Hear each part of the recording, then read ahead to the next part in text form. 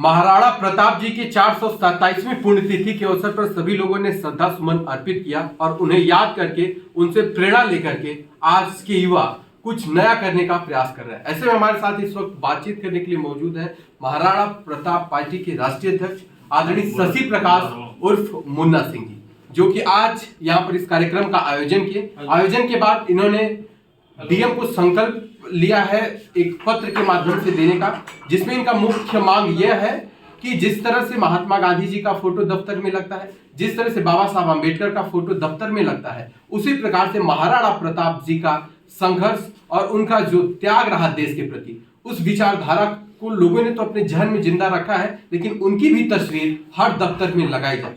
Sir, ये मांग जो आपकी है ये उत्तर प्रदेश सरकार से है? नहीं, ये भारत सरकार से है कि देश में, क्योंकि महाराणा जी देश के लिए संघर्ष किए हैं, तो देश के सभी प्रदेश सरकार को भारत सरकार आदरणीय प्रधानमंत्री जी से हम लोगों का अनुरोध है। अभी हाल ही एक हफ्ता पहले उत्तर प्रदेश राज्यपाल महोदया को हम लोगों ने एक ज्ञापन सौंपा है।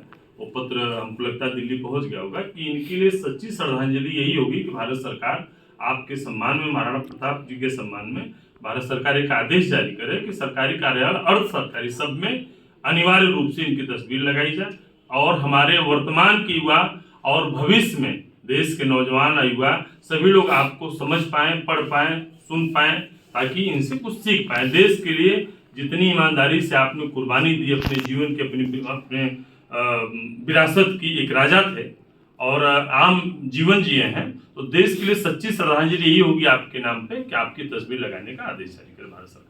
आपने अपने पार्टी का नाम इनके नाम पर क्यों रखा? इसके पीछे आपकी वजह क्या रही? जैसे देश में महाराणा जी से सभी लोग भागते रहे, वोट की राजनीति हो गई है। अम्बेडकर जी के नाम पे सैकड़ों पार्टियां हैं देश में, लोहिया के नाम पे है, और 500 वर्ष पहले जो आजादी की बात किया हो देश में, 500 वर्ष पहले जो अपनी विरासत कुर्बान कर दी हो, 500 वर्ष पहले जो घास की रोटी खाई हो, और गांधी अम्बेडकर की जन्म लेने से पहले इस देश में लड़ाई लड़े हो, जो उस आदमी के नाम से लोग भागते हैं राजनीति में। इसलिए मैं आपको समर्पित दल बनाने का हम लोग काम किए हैं कि ताकि पहले तो राजनीति में छुआछूत जो रहा है महाराणा के नाम पे वो दूर हो। मतलब आप चाहते हैं कि जात, धर्म, मजहब से ऊपर उठ करके राजनीति हो और देश की युवा इनके विचारधारा से प्रेरित होकर के, प्रभावित होकर के वो वास्तव में राष्ट्र हित में काम करे। महाराणा प्रताप की जब लड़ाई देश के लिए लड़ना शुरू किया, तो यह नहीं कि उनके साथ सिर्फ राजपूत थे और राजा थे, उनके साथ भील बिरादरी के लोग रहे, विश्वकर्मा समाज रहा और भामा साहब बनिया रहे, उन्होंने तमाम सहयोग किया आर्थिक रूप से। खान साहब इनके महामंत्री, इस तरह से सर्व समाज को लेकर देश की लड़ाई लड़े हैं। एक जात विशेष के लिए अपनी लड़ाई की नहीं रहे, देश के लिए लड़ाई लड़े।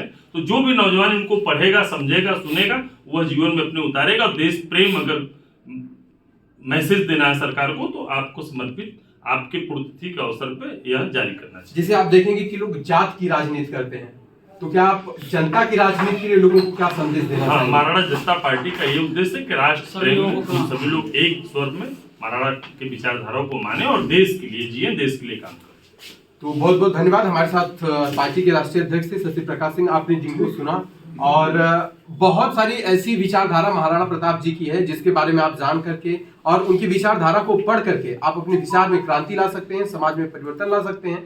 तो ये पार्टी जिस तरह से अपना विस्तार शुरू कर दी है, यानी उन्होंने लखनऊ में भी राज्यपाल को भी लेटर दिया और यहाँ पर ये डीएम साहब को भी ज्ञापन सौंपेंगे, तो सरकार कितना सुनती है और सरकार इस पर कितना एक्शन लेती है, ये तो आगे। और आज का ये जो कार्यक्रम है, इसमें सर्व समाज के लोग शामिल हुए हैं। क्षत्रिय महासभा के पदाधिकारी आदरणीय रमाकांत चाचा जी हैं, दिनेश भैया जी हैं, और इस तरह से सर्व समाज का यह महापुरुष रहे, सभी लोग मिलकर कार्यक्रम इसके लिए महाराणा जनता पार्टी की तरफ से मैं सबको हृदय से धन्यवाद देता हूँ। धन्यवाद।